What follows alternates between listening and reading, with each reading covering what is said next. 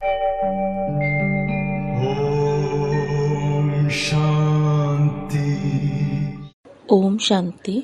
आज 12 जून 2026 दिन शुक्रवार की साकार मुरली।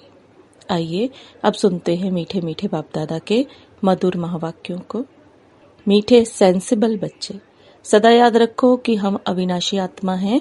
हमें अब बाप के साथ पहले तबके अर्थात फ्लोर में जाना है। प्रश्न, कौन सी मेहनत तुम हर एक बच्चे को अवश्य करनी है?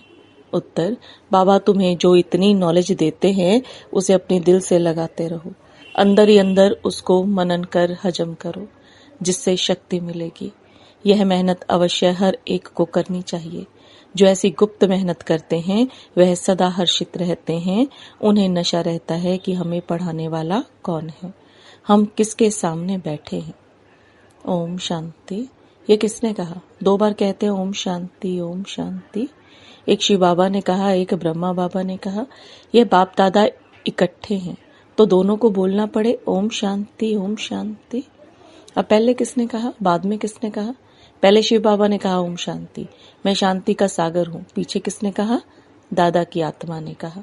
बच्चों को याद दिलाते हैं ओम शांति, मैं तो सदैव देही अभिमानी हूँ, कभी देह अभिमान में नहीं आता हूँ। एक ही बाप है जो सदैव देही अभिमानी रहते हैं। ब्रह्मा विष्णु शंकर ऐसे नहीं कहेंगे। तुम जानते हो ब्रह्मा विष्णु शंकर का भी सूक्ष्म रूप है। तो ओम शांति करने वाला एक बाप है जिसको कोई शरीर नहीं। बाप तुमको अच्छी रीति समझाते हैं और कहते हैं मैं एक ही बार आता हूँ, मैं सदैव देही अभिमानी हूँ, मैं पुनर्जन्म में नहीं आता, इसलिए मेरी महिमा ही न्यारी है। मुझे कहते हैं निराकार परम पिता परमात्मा। भक्ति मार्ग में भी शिव के लिए कहेंगे निराकार परम पिता परमात्मा। निराकार की पूजा होती है, वह कभी देह में नहीं आते हैं, अर्थात देह अभिमानी नहीं बनते हैं। अच्छा, फिर उसके नीचे आओ सूक्ष्म वतन में, जहाँ ब्रह्मा विष्णु शंकर रहते हैं। शिव का नाम रूप तो देखने में नहीं आता है, चित्र बनते हैं, लेकिन वह है निराकार, वह कभी साकार बनते ही नहीं। पूजा भी निराकार की ही होती है। बच्चों की बुद्धि में सारा ज्ञान रहता है। भक्ति तो की है, चित्र बच्चों ने देखा है। तुम जानते हो सतयुग त्रेता में न चित्रों की भक्ति होती न विचित्र की। बुद्धि में आता है परम पिता परमात्मा विचित्र है, उनका ना सूक्ष्म ना स्थूल चित्र है। उनकी महिमा गाई जाती है, दुख हरता सुख करता पतित पावन। तुम और किसी के चित्र को पतित पावन नहीं कहेंगे। कोई भी मनुष्य नहीं जिनकी बुद्धि में यह बात हो। ब्रह्मा विष्णु शंकर है सूक्ष्म वतनवासी, पहला तबका फिर दूसरा तबका, ऊंच ते ऊंच मूल वतन, उस तबके में रहने वाला है परम पिता परमात्मा। सेकंड नंबर तबके में सूक्ष्म शरीर वाले हैं, थर्ड तबके में स्थूल शरीरधारी हैं। इसमें मूंझना नहीं है। यह बातें सिवाय परम पिता परमात्मा के कोई समझा नहीं सकता है। ऊपर में सृष्टि है आत्माओं की, उसको कहा जाता है निराकारी दुनिया। हम सब आत्माओं की दुनिया, इन कारपोरियल वर्ल्ड। फिर हम आत्माएं कारपोरियल वर्ल्ड में आती हैं, वहां है आत्माएं, यहाँ है जीव आत्माएं। यह बुद्धि में रहना चाहिए। बरोबर हम निराकारी बाबा के बच्चे हैं। हम भी पहले निराकार बाप के पास रहते थे। निराकारी दुनिया में ही आत्माएं रहती हैं, जो अभी तक पाठ बजाने लिए आते रहते हैं। साकार में वह हो गया निराकार बाप का वतन। हम आत्मा हैं, यह नशा होना चाहिए।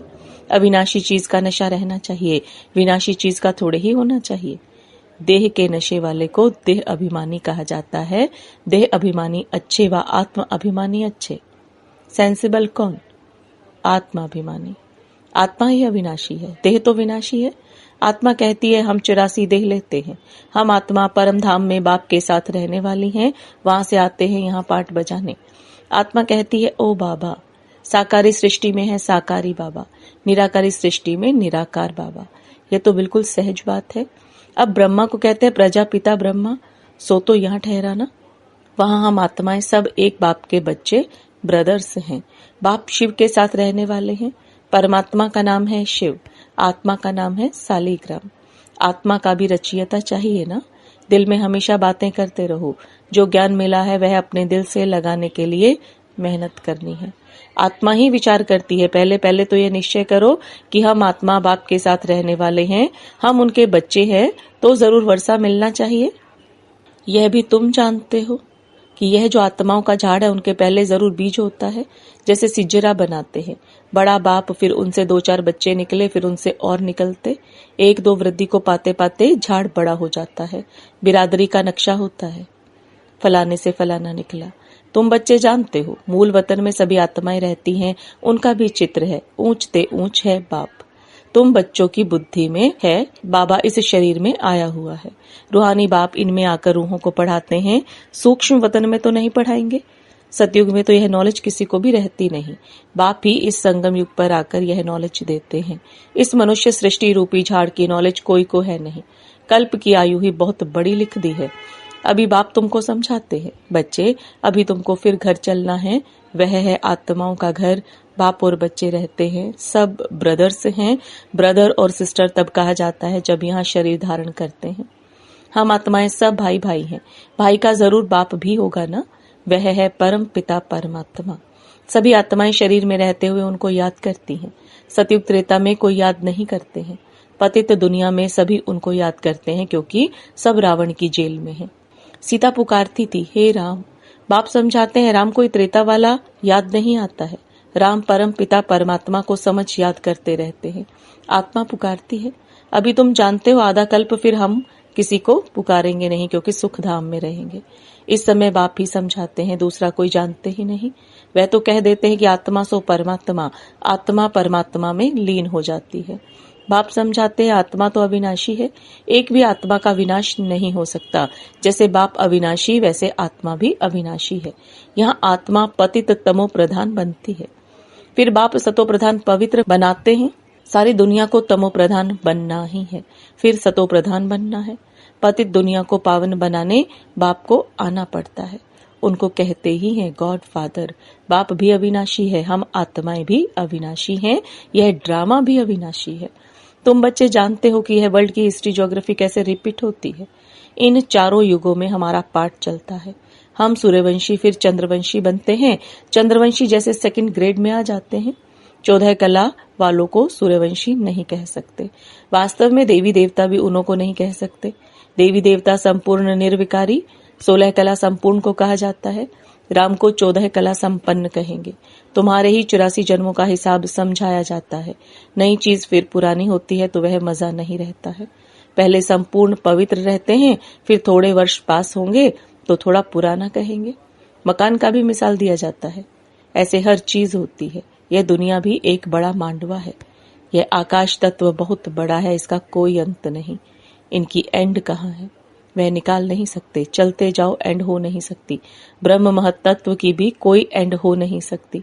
यूं साइंस वाले कितनी कोशिश करते हैं एंड देखने की, लेकिन जा नहीं सकते, अंत पा नहीं सकते। ब्रह्म तत्व बहुत बड़ा बेअंत है। हम आत्माएं बहुत थोड़ी जगह में रहती हैं। यहाँ बिल्डिंग आदि कितनी बड़ी बड़ी बनाते हैं। स्पेस धरती की बहुत बड़ी है। खेती आदि भी तो चाहिए ना। वहां तो सिर्फ आत्माएं रहती हैं। आत्मा शरीर बिगर कैसे खाएगी। वहां तो अभोगता है, खाने व भोगने आदि की कोई चीज होती नहीं। बाप समझाते हैं, ज्ञान तुम बच्चों को एक ही बार मिलता है, फिर कल्प बाद तुम बच्चों को दिया जाता है, तो यह नशा होना चाहिए। हम देवता धर्म वाले थे, तुम कहते हो बाबा आज से 5000 वर्ष पहले हम आपके पास आए थे शूद्र से ब्राह्मण बनने। अब फिर हम आपके पास आए हैं। वह निराकार होने कारण तुम कहेंगे दादा पास आए हैं। बाप ने इनमें प्रवेश किया। बाप कहते हैं जैसे तुम ऑर्गन्स ले पार्ट बजाते हो, वैसे ही मैं भी ऑर्गन्स का आधार लेता हूँ, नहीं तो मैं पार्ट कैसे बजाऊं। शिव जयंती भी मनाते हैं। शिव तो निराकार है, उनकी जयंती कैसे हुई। मनुष्य तो एक शरीर छोड़ दूसरा लेते हैं। बाप कहते हैं मैं कैसे आकर तुम बच्चों को राजयोग सिखाऊं। मनुष्य से देवता बनाने के लिए राजयोग बाप ही आकर सिखाते हैं। मुझे ही पतित पावन ज्ञान का सागर कहते हैं। मुझे झाड़ के आदि मध्य अंत का मालूम है। तुम बच्चे समझते हो बाबा इनमें प्रवेश कर हमको सब नॉलेज समझाते हैं। ब्रह्मा विष्णु शंकर के पाठ को भी समझना चाहिए। बाप को तो समझा है कि वह पतित पावन है। हर एक की महिमा अलग अलग, ड्यूटी अलग अलग होती है। प्रेसिडेंट, प्राइम मिनिस्टर आदि बनते हैं। आत्मा कहती है ये मेरा शरीर है, मैं प्राइम मिनिस्टर हूँ। आत्मा शरीर के साथ ना हो तो बोल ना सके। शिव बाबा भी है निराकार, उनको भी बोलने के लिए कर्मेंद्रियों का आधार लेना पड़ता है, इसलिए दिखाते हैं मुख से गंगा निकली। अब शिव तो है बिंदी, उनको मुख कहाँ से आया। तो इसमें आकर बैठते हैं, उससे ज्ञान गंगा बहाते हैं, बाप को ही सब याद करते हैं। हे पतित पावन आओ, हमको इस दुख से छुड़ाओ। वही बड़े ते बड़ा सर्जन है, उसमें ही पतितों को पावन बनाने का ज्ञान है। सर्व पतितों को पावन बनाने वाला एक सर्जन है। सतयुग में सब निरोगी होते हैं। ये लक्ष्मी नारायण सतयुग के मालिक हैं। इसको ऐसे कर्म किसने सिखाए जो ऐसे निरोगी बने? बाप ही आकर श्रेष्ठ कर्म सिखलाते हैं। यहाँ तो कर्म ही कूटते रहते हैं। सतयुग में तो ऐसे नहीं कहेंगे कि कर्म ऐसे हैं, वहां कोई दुख रोग होता नहीं। यहाँ तो एक दो को दुख देते ही रहते हैं। सतयुग त्रेता में दुख की बात होती नहीं। जो कहा जाए कि यह कर्मों का भोग है, कर्म अकर्म विकर्म का अर्थ कोई समझ ही नहीं सकते हैं। तुम जानते हो हर एक चीज पहले सतो प्रधान फिर सतो रजो तमो बनती है।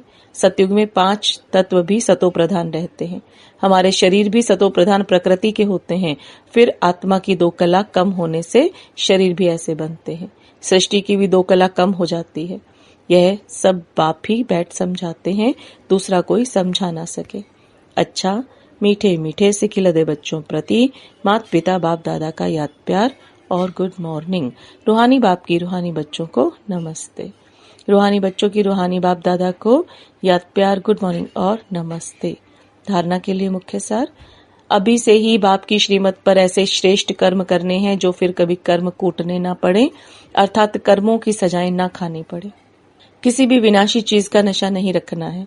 यह देह भी विनाशी है, इसका भी नशा नहीं रखना है, सेंसिबल बनना है। वरदान, इस पुरानी दुनिया को विदेश समझ, इससे उपराम रहने वाले स्वदेशी भव। इस पुरानी दुनिया को विदेश समझ, इससे उपराम रहने वाले स्वदेशी भव। अब बाप दादा के वरदान को विस्तार में समझेंगे। जैसे कई लोग विदेश की चीजों को टच भी नहीं करते हैं, समझते हैं अपने देश की चीज को प्रयोग करें, ऐसे आप लोगों के लिए यह पुरानी दुनिया ही विदेश है। इससे उपराम रहो, अर्थात पुरानी दुनिया की जो चीजें हैं, स्वभाव संस्कार हैं, उनकी तरफ जरा भी आकर्षित न हो। स्वदेशी बनो, अर्थात आत्मिक रूप में अपने ऊंचे देश परमधाम और इस ईश्वरीय परिवार के हिसाब से मधुबन देश के निवासी समझ इसके नशे में रहो। स्लोगन, झमेलों में फंसने के बजाय सदा मिलन मेले में रहो। झमेलों में फंसने के बजाय सदा मिलन मेले में रहो। ये अव्यक्त इशारे। सदा हर्षित रहने के लिए अपनी नेचर को सरल बनाओ, सहनशील बनाओ। होली हंस की विशेषता, सरल चित्त, सरल वाणी, सरल व्रति, सरल दृष्टि। बाप दादा को सबसे प्रिय, सबसे समीप, साफ दिल वाले प्यारे हैं। साफ दिल सदा बाप दादा के दिल तख्त नशीन, सर्वश्रेष्ठ संकल्प पूर्ण होने के कारण वृत्ति में, दृष्टि में, बोल में, संबंध संपर्क में सरल और स्पष्ट एक समान दिखाई देते हैं। ओम शांति। Om Shanti.